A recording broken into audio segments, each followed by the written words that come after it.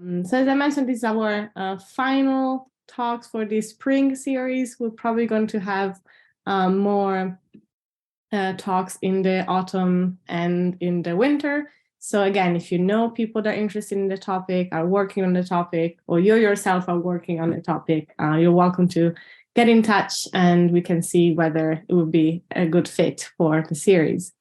So today we're supposed to have 3 speakers, but we actually have only 2. We have Edurne and Marco, I think both joining from Spain, from different universities, but from the sunny or rainy Spain, apparently. So I'm going to very briefly introduce the first speaker, Edurne, and then we're going to have Marco, and then we'll hold all questions until the end. As usual, questions can be put in the chat if you would like me to read them out, or you can feel free to raise your hand and you can talk live with our speakers. Just a quick note before introducing the speakers. This is a series that, in case you don't know, is sort of follow-up to a conference that we had on May 16th. And the aim of both the conference and these talks is to explore the issue related to the way in which fake news are communicated, distributed, so a more of a linguistic focus on fake news. And of course, there's many ways that we can understand what fake news is. It can be propaganda, it can be misinformation, disinformation, but perhaps we can keep this for our discussion at the end of the 2 talks. So I'm going to start introducing Edurne. Let me pick up the bio. She's a pre-doctoral student at the University of Navarra. And the talk, it will be about fighting against disinformation, the linguistic features of Spanish pseudo-media. So I'm going to hand the floor to you, Edurne, so whenever you want to start. Thank you very much. I'm going to share my screen. Okay, so please let me, okay, now you can see correctly? Perfect. Okay, so yeah. As you said, I'm going to talk about the linguistic and discursive strategies of 3 Spanish pseudo-media. And as it was said in the conference, the language of fake news, propaganda, and fake news has been with us for centuries. However, now has become a major threat, a major problem, thanks to the technological developments that allow to create more content that circulates faster and also reaches more people. This situation led to the development of legal, technological, educational initiatives that are trying to fight against disinformation. Also, we can see a growing interest in disciplines such as communication, psychology, sociology, and linguistics. However, in the Spanish context, I think that this problem has hardly been addressed from a linguistic perspective, and that's why we are trying here to describe this phenomena from this perspective and in the Spanish context.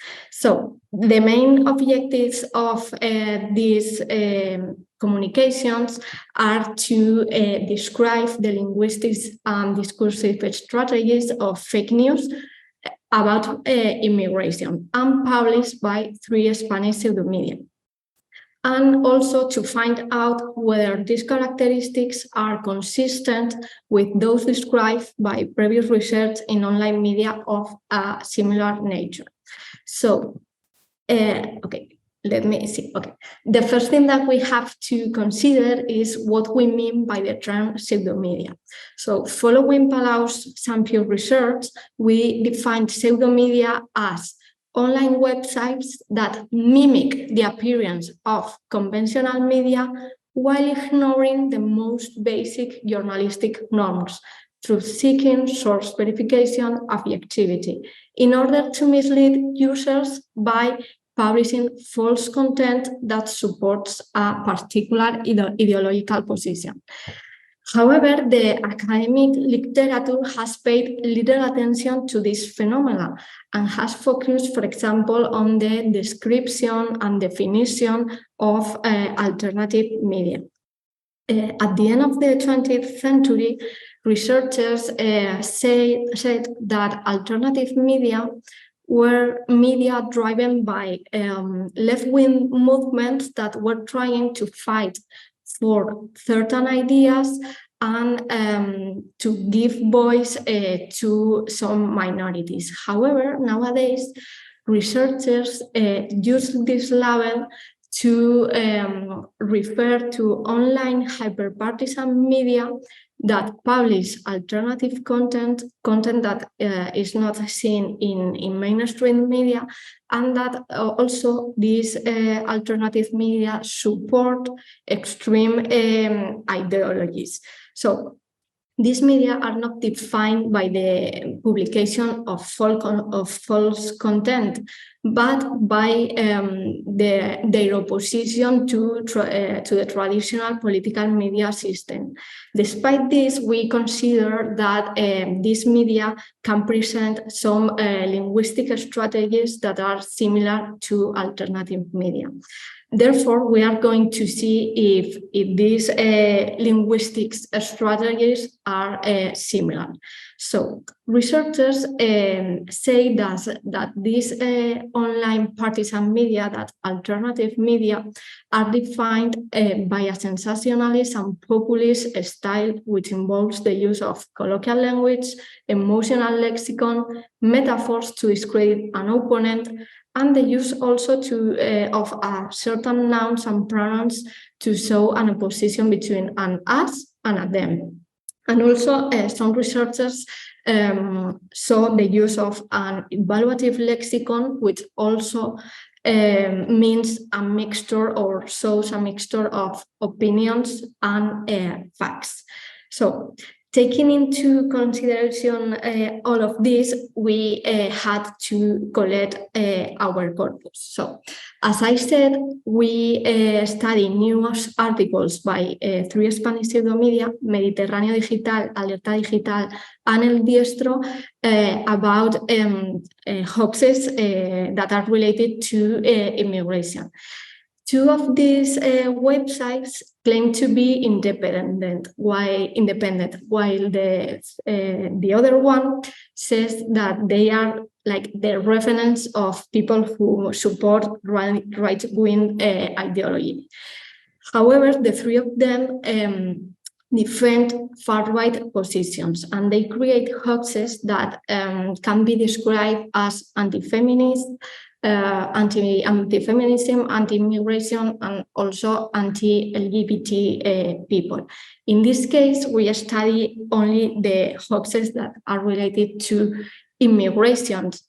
These articles, they describe immigrants as criminals, as people who are unable to adapt to their host society, and as social assistance beneficiaries. However, when we were collecting this, when we were collecting the corpus, we realized that these websites do not only publish false content, but also some real news. So, as we wanted to study the language of fake news, of false contents, we couldn't just download all the articles published by these websites. So we decided that we were going to study the articles that had been verified as false by a reputable fact-checking company, Maldita.es. So Maldita verified 10 articles related to immigration that were fake and published by these three pseudo-media. So in relating to the methodology, we first carry out a quantitative analysis using the corpus sketch engine, and we we studied the frequency of nouns, adjectives, and verbs to see if this sensationalist and populist lexicon were used. And then we decided that we had to do a qualitative analysis to make sense of all of this, no? To explain all the data. So the first thing that I'm going to show you is the results of the quantitative analysis. So in relation to this analysis, we wanted to see if there was a use of metaphors, colloquial language, evaluative vocabulary, even insults or humiliating language. However, we couldn't see among the most frequent words any of this. This was surprising because we thought that this media show this kind of language, and they are also saying that they use a different style that traditional or mainstream media.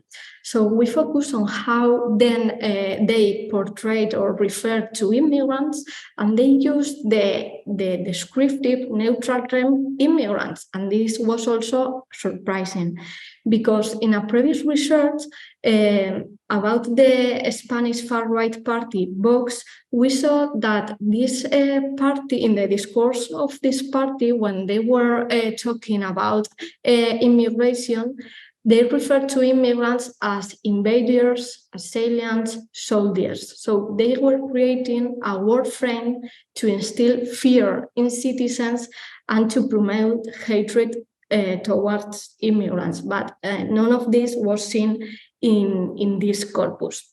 The only noun that shows a connotation is the term foreigner, and it was used in this corpus to refer to immigrants and to establish, to create an opposition between Spaniards and immigrants, no, and people who come from other countries, as you can see in the second example.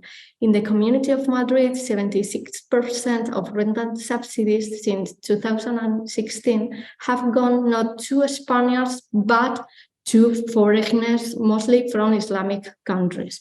So they are creating an opposition between Spaniards and immigrants. And also representing them as social assistant beneficiaries, they are trying to promote hatred or some discrimination towards them. In relation to adjectives, we couldn't see this sensationalist and populist language either. But what we saw was, again, this opposition between what they think that belongs to Spain and immigrants. So the first most frequent adjective was social, and this was not a surprise, as they were portraying immigrants as welfare beneficiaries. And the next three adjectives were more interesting because they were favoring this opposition. They create this opposition between Spaniards and immigrants, and also between illegal immigrants and legal immigrants. Illegal immigrants, according to the Pseudo-Media, don't deserve anything from the Spanish people, but legal immigrants are welcome here. So again, we have this opposition. This was also interesting that among the less frequent adjectives, we found some evaluative adjectives such as unjust, intolerable, unfair, terrible. So by using these terms, they were evaluating, judging some situation, policies, people, the government, and they were, according to the appraisal theory, they were establishing what they consider that is right, moral, normal. So there was a use of an evaluative language. And this example is really interesting. It says, Spaniards keep paying unfair and exorbitant taxes to receive hardly any services to justify it. But foreigners receive these services without having contributed in tens of thousands of cases to the slightest maintenance. To some, this situation may seem normal and even desirable. So this example is interesting because we can see the use of these evaluative terms, and also because they introduce a voice to some. The situation may seem normal, that is not that the readers cannot say who these people are. So there is also a use of vague language.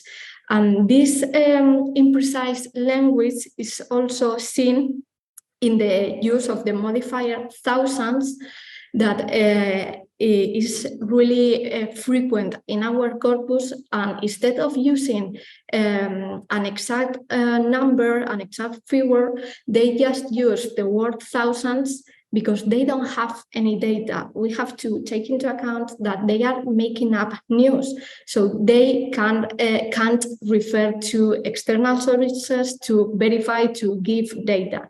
So they use vague language to tell things in a general way. The last thing that we studied was the frequent adverbs, and we focus on verba dicendi, that are these verbs that introduce quotations and also guide the reader through the reading.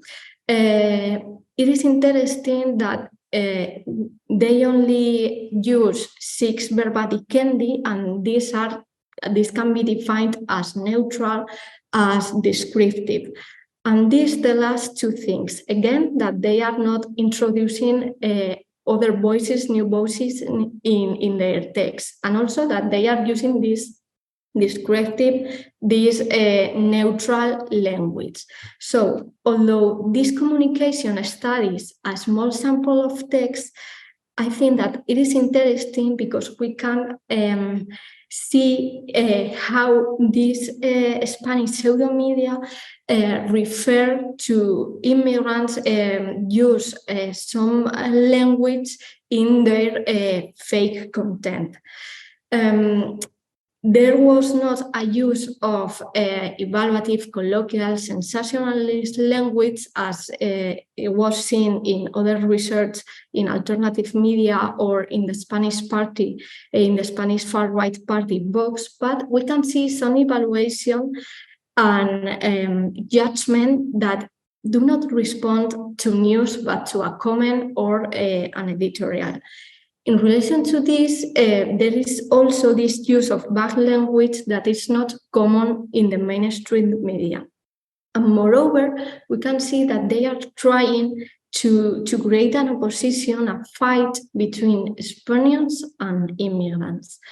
I think that we can conclude by saying that this use of more neutral language responds to the need to gain credibility. We have to take into account that they are creating hoaxes in relation to immigration. So if they use an evaluative lexicon, humiliating, insulting terms, for people, it's easier for readers, it's easier to identify this content as false. And that's why maybe they use this neutral language, because by doing that, this content goes viral much easier. So that's all. These are the references, and thank you so much.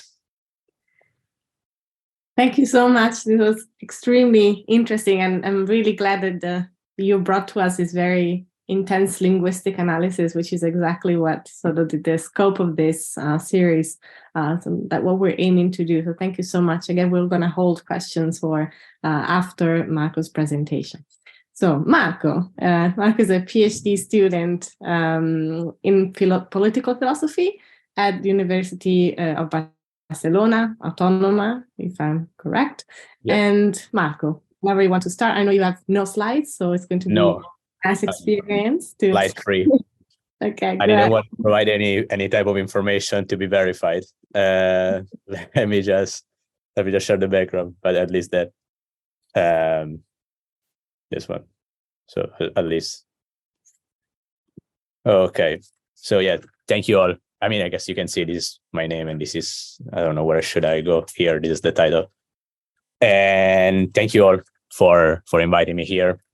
And I'm really glad to be able to provide a little glimpse into my research, which is a part of a broader element of my research. And it's always interesting to me, or if not awkward, to be here in this kind of situation, both with other types of philosophers and academic people from different sections rather than me, but also to be among strangers, basically, because it's always difficult to provide some insights in 15 minutes and not to be, and trying to stay in between two poles, which might be the poles where you do a 15 minutes presentation, which is very specific, and that basically nobody except those that are in your field really knows about it. But also the other pole would be the TED Talk, which is not what we are here for, which we would rather have a more academic information. So I'll try to stay in between those two poles. And my presentation is quite different. I would say my perspective, the perspective where I come from, it's different from, at least, for example, from Edurne, from one of Edurne's, or from where the conference, the previous conference, was probably about, because my point on my perspective on fake news, but also the main idea of information in general, is more related to the sociological aspect of the fake news, rather than its performative content somehow, or its linguistical content. And to begin with, and to get to a certain extent to my point, we can start from the title of the presentation, which is an homage, for example, to Orson Welles, and one of his latest movies, which was F for Fake. And I find it very interesting, and possibly, also, of course, for the wordplay, but also because F for Fake, basically, it was a movie about deception within movies. So it was a meta movie, and basically it referred to the audience as trying to trick them, both in terms of images, but also in terms of what goes behind the camera. And to me, this is important because somehow it reflects my reflection on fake news, because not only I am interested in the performative or in the linguistical element of those fake news, but rather I am much more interested in their sociological relevance. And what I mean by that is that, to start with, we can understand fake news. We can understand fake news in two ways, possibly. The one of them is a first degree approach, which would be the linguistical approach, which is basically an approach on a study on the level of factual truth of any given sentence or any given news. So basically, we have the news, and we either give it. I'm of course I'm being very drastic here, but basically we give either a 1 for true or a 0 for false, and then we try to establish whether this piece of news or this information, this report of an event, is true or not. And we tried, of course, to understand what kind of words have been used to express that, because, of course, there is the description of the event, but also there is the choice for the words that have been used for that. But also, and this is where I stand mostly, there is a second degree approach on fake news, and it is an approach which is not necessarily related to a fake news, like a single or any individual piece of news, but rather on how these fake news, or the news in general, they tend to create an infrastructure of meaning. And by that I mean that through the global analysis, the macro analysis of the fake news, and not necessarily the fake news, but for me, the criteria for verification of those fake news, which are basically judgments of values to a certain extent. Through them, we can understand what are the criteria for verification, and therefore what is accepted as truth and power to a certain extent within any given society.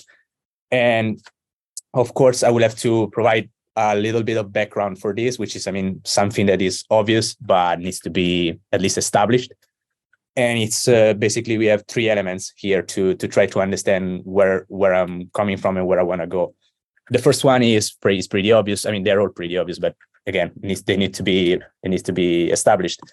First one would be the fact that with the advent of the digitization, we have a huge shift in the informational landscape. And by that, I mean that we have a shift from a scarcity to abundance of information.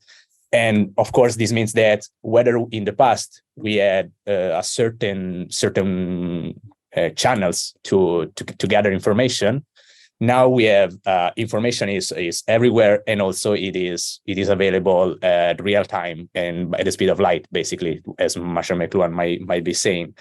And of course, where there is a like Dr. Williams says in his book about attention, whenever there is a shift between scarcity and abundance, there is also another shift. There might be generally another shift from abundancy to scarcity. And this, of course, in this perspective, what was abundant before but now is scarce is the attention, of course. And therefore, our attention, which was abundant before because we had less information, we had less direct information at any given time, now becomes scarce, of course. And therefore, there is this much different approach towards information, where we know that we can have all the information that we want, but we don't have enough attention in terms of cognitive capabilities, but also in terms of time to gather all that information. And therefore, we might say that every technology, all those technology that allow for a progress in data gathering, they always need another type of technology in order for us to absorb this surplus, because otherwise we have a lot of information, but we know that there is a huge danger in how we approach and then elaborate the information. And of course, there is another part of the background, which was somehow also explained by Edurne, which is a shift between a previous media landscape, where there was basically huge media apparatus, and they were broadcasting. There was a broadcasting of information. So where basically we have huge media. To get back to Orson Welles, we have huge media apparatuses like the print or television, where they were broadcasting information, and therefore we have a clear distinction between what is official and what is not official. And therefore we know that something which is official is the media, is the mass media. And then we have the alternative somehow information, or the independent information, which is a different type of information. But then we go from this type of landscape to another landscape in which there is multicasting, basically, or where we have where information is provided through different media, and is provided not necessarily, and is provided on demand, basically, like literally on demand, as we are seeing with the internet, of course, and with the social media, and also with streaming platforms. And this basically somehow the third element that we need to add to this background is somehow some sort of psychological but also anthropological background, which is the fact that we are, as humans, actually as living entities, we always try to adapt to an environment through a series of heuristics. And what I mean by that is that we are, especially right now, but all the time we are constantly within a landscape or within a scenario that provide us with a series of information that we cannot necessarily absorb at any time, because we don't have the capabilities for that. And heuristics are basically techniques that we need to absorb this information in the shortest possible way, so that we can, even if at the cost of being wrong, we know that we can adapt to a certain environment. Otherwise we will be crazy, because we will be analyzing, for example, all the time if the I don't know, my pasta is poisoned or not. We go through a series of heuristics in order for us to survive within a certain environment. And this, of course, is the background that needed to be shared. And what we see right now, so if we go to the contemporary age, what we see is that we are somehow witnessing on a twisted plot the demands of the 60s, especially those demands that were required by the philosophers, but also by the workers in the 60s, and also by the students, especially for the 60s, where basically they were requesting information for everybody and also no more authority. And this is especially the big element for me. So what we are seeing that even if a legit request, a legit demand that was made 50 years ago or during that period, which was a legit because it was basically preventing people from getting basically higher economic status or higher social status. What we're seeing is that when authorities fail, there was a certain type, we forgot to think about what comes after the erasure of the authority. So this can be economically or social, or this can be economically liberating, but we're seeing that it's being socially dangerous, because when we destroy, and this is where again, this is why I need to do all this to provide all this background, because as soon as we destroy or we manage to destroy the former gatekeepers, or the gatekeepers, they say, of the industrial age or the pre-industrial age, we destroy those gatekeep a certain a specific type of subjects, of elements, of people whose authority clearly depended on clearly codified rules. So we knew why the authority was authority as such, because we had, for example, the rules of the academia, or we have some specific, or the rules of the political rules, and therefore we knew that they were authorities for a specific reason. And we know and we see right now that we are replacing those authorities with new types of authorities, which we are, first of all, still trying to figure out who they are. And also we are trying to figure out why and how are we creating those authorities. We are trying to understand what is the criteria for authority, for providing them with some sort of new authority. And we are seeing, this is pretty much obvious also, that the criteria somehow are the popularity, or at least they are mass. It's criteria that are created by mass media, or by the masses. Basically, they are not necessarily what came before, which was even though they were corporative, they were somehow legit because they came from a hierarchical perspective. But again, I don't want to sound like somebody who wants to get back to the ancien regime, but I just mean, what I mean by that is that it's just that when we switch from a paradigm to another, we have this huge element, which of course influences also how we see the world.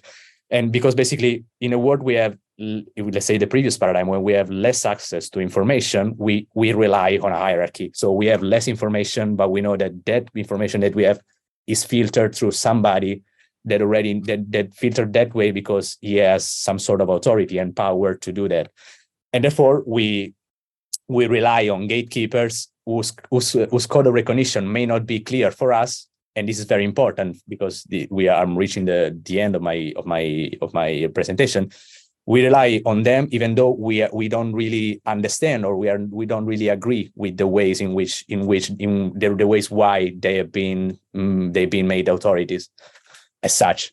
And that's not a critical element, but it is a social element. This we believe in them because we live within a society whose judgment of values were clear, or at least were shared by a big number of people, or at least by the majority of the population. And even if we didn't have the tools for understanding that, or we didn't have the necessary understanding on how those authorities were made as such, we at least believed in them by social, let's say, by peer pressure somehow, or by citizenship somehow.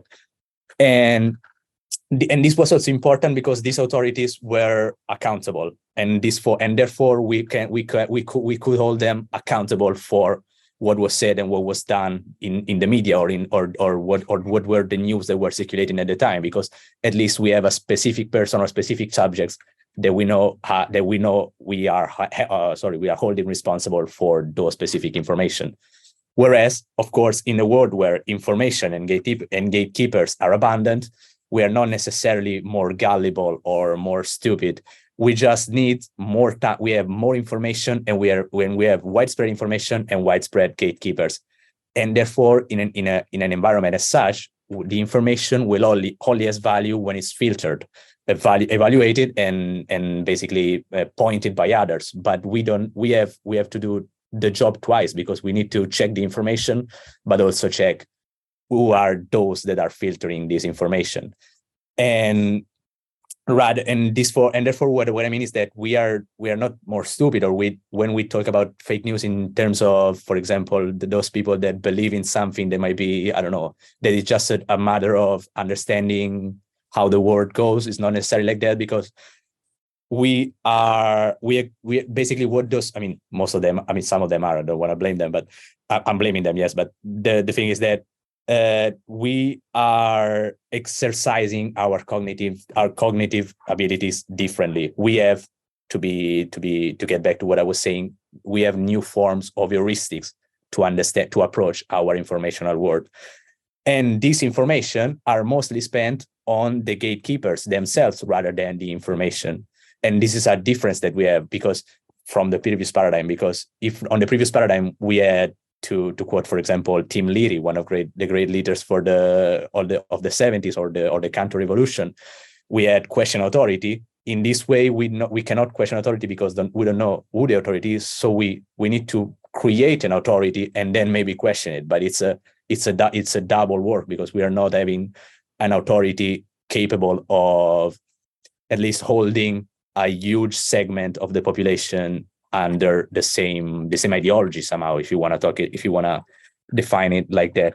And therefore we spend more time understanding who to believe and why. So the more and we are in the internet, especially, we are on a disambiguating environment. So basically the internet also provides a lot of information, but it also decontextualizes it. So we have to also contextualize it, put it into context.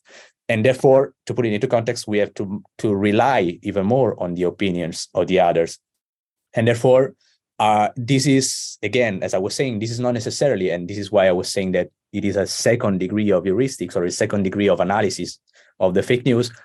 And this is because this is not just referring to our, let's say, mathematical ability or to our logical ability, but it's inferring our social recognition or our social cognition. There is a social element which is not necessarily just a logical element in the fake news, because we need to rely on social status or at least on social elements that are not necessarily quantifiable or not necessarily able. We cannot necessarily put into our kind of research, even if in philosophy we might probably be able to do anything with the quantitative research, even though, but I mean, that's not what we are trying to do here.